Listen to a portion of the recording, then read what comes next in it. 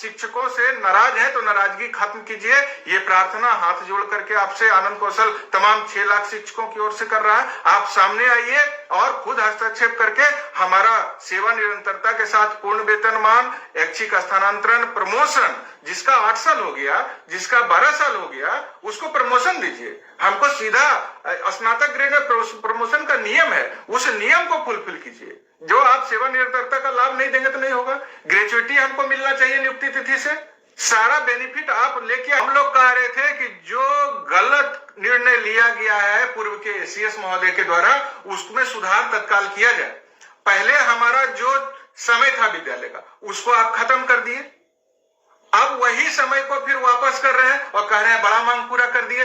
इस तरह से ये जो है ना, लुका छिपी के खेल से नीतीश कुमार जी 2010 में जितनी सीट हासिल किए थे वह नहीं हासिल कर पाएंगे। इस तरह से ब्लैकमेल करके, इस प्रकार से शोषणवादी नीति अपना करके नहीं हो पाएगा। आप कह रहे हैं छुट्टी, सारा छुट्टी हमको पहले से मिल रहा था। आज भी दुर्गा पूजा से पूरा एक पूजा से 10 पूजा तक छुट्टी नहीं है। आज भी जो उर्दू विद्यालय है उसमें जो शुक्रवार को छुट्टी लिस्ट में दे दिया गया छुट्टी, उसको आज विधिवत नहीं किया गया है। उर्दू विद्यालय में अभी दिक्कत है, हिंदी विद्यालय की छुट्टी अभी भी बहुत सारी कटी हुई है। तो सारे चीजों को उदारता पूर्वक, जो पहले से इतना सालों साल, दशकों से जो छुट्टी, जो समय चल रहा था वो गलत है। अभी एक माननीय आईएएस आते हैं, कहते हैं इसको हम खत्म करेंगे, दूसरा लागू करेंगे। फिर अभी आते हैं, कहते हैं हम उसको पूर्ववत बहाल करें। पूरा हृदय से बहाल कीजिए। अभी देखिए शनिवार को हाफ डे होना चाहिए, शुरू से चल रहा है और यह कानून कहता है।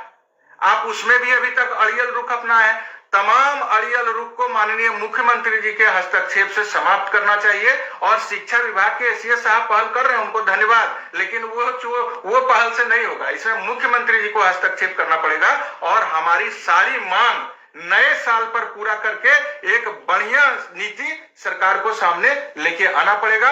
नहीं तो आप जिसको बोल रहे हैं कि इतना लोग विशिष्ट के लिए परीक्षा दे दिया, इतना लोग हमारा हेडमास्टर के लिए परीक्षा, अरे सब ठगा में महसूस कर रहा है। बीपीएससी वाले हमारे भाई बहन है, उनको क्या दे रहे हैं आप बताइए? उनको पूर्ण वेतनमान क्यों नहीं दिए? इससे पहले जो बीपीएससी से बहाली हुई थी 92-94 में, उस समय देखिए क्या वेतनमान था। आज आप क्यों नहीं दिए? तो ये डंडी मारने से नहीं होगा।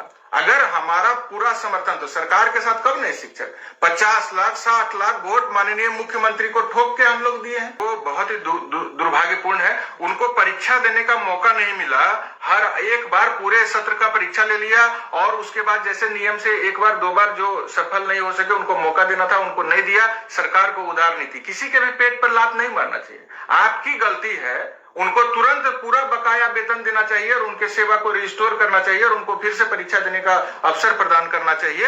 ये हमारा मुख्यमंत्री जी से मांग है। और मुख्यमंत्री जी को हमारा चुनावी शोर में कोई हमारे मांग को दबा देगा और चुनावी शोर में शिक्षकों की मांग दब जाएगी, यह कतई संभव नहीं है। इसलिए हम लोग सीधा अब मुख्यमंत्री जी से बात कर रहे हैं।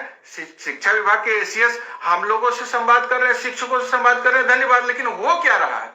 नहीं हो पा रहा है, इसलिए उनसे होगा नहीं। वो मुख्यमंत्री जी का पहल। और आज हमको जो चर्चा आ रही है कि मुख्यमंत्री एकदम चुनावी मोड में आ गए हैं, चुनावी मोड में आ गए तो हम लोग भी तो 5 साल से इसी समय का इंतजार कर रहे थे। जेल गए, अनेकों बार शिक्षक के ऊपर यातनाएं, उनको बहुत मारा पीटा गया, मिला क्या? तो ढाक के 3 पात। इसलिए हम लोग आज सीधी बात मुख्यमंत्री जी के साथ और तमाम शिक्षक भाई बहन जुड़े हैं, आज अपनी बात को शेयर करेंगे। राइट साइड में शेयर का बटन है, मुख्यमंत्री जी तक पहुंचाइए कि हमको हमारा पूरा अधिकार और जो संविधान ने हमको अधिकार दिया है वो हमारा मिलना चाहिए। हमको बोलने की आजादी, आज हमारे भाई बहन को कहता है आप बोल नहीं सकते हैं, क्यों नहीं बोल सकते हैं?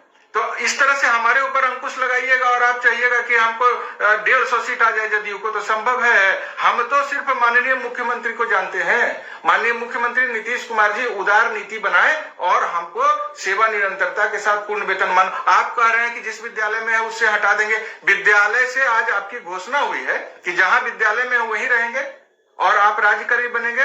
तो आप जब वहीं रहेंगे तो सेवा निरंतरता का होना चाहिए ना उसमें। और जो नियोजित शिक्षक हैं, जो हाईकोर्ट कहा है, जो जाना चाहते हैं जाए, जो नहीं जाना चाहते नहीं जाए। तो सारे लोगों को प्रमोशन और पूर्ण वेतनमान और ऐच्छिक स्थानांतरण मिलना चाहिए। आज हजारों हजार महिला शिक्षिका बहन है, पुरुष भाई हैं जो स्थानांतरण के लिए 20 साल से इंतजार कर रहे हैं। 19-20 में हम लोग लड़े तो बोला क्या सॉफ्टवेयर बन रहा है, 2-3-4 साल सॉफ्टवेयर बनते रहा, फिर अधर में लटक रहा। तो माननीय मुख्यमंत्री जी अब